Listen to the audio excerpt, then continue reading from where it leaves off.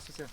Сегодня у нас проводится профилактический рейд. Айдар Фаттахов – дачник со стажем. Участок в этом садовом товариществе купил в начале нулевых. И пожаров с тех пор повидал немало. Поэтому за свое имущество переживает не на шутку. Если горит садовый домик, его потушить бесполезно самостоятельно, это не получается. Даже если сбежится все садоводчество, при наличии небольшого ветра домик сгорает 10-15 минут. У нас запрещается сжигать мусор. Потушите, пожалуйста. А здесь сотрудники МЧС застали дачника врасплох. Хозяин участка был уверен, ничего не случится, если сжечь старые ветки в бочке. Но спасатели с ним не согласны. В результате штраф 2000.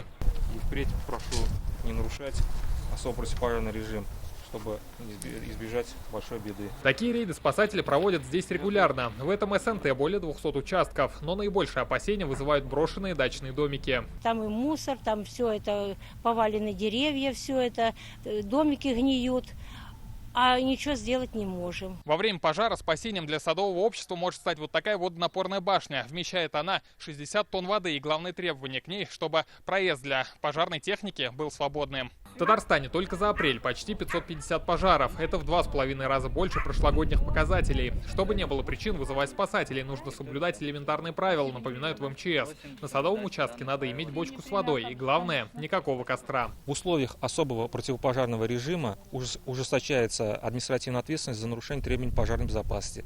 Так, штраф на граждан составляет от 2 до 4 тысяч рублей. За период противопожарного режима в республике к административной ответственности привлекли 70 нарушителей. По словам спасателей, чтобы не омрачить майские праздники, с разжиганием огня лучше подождать до 10 мая.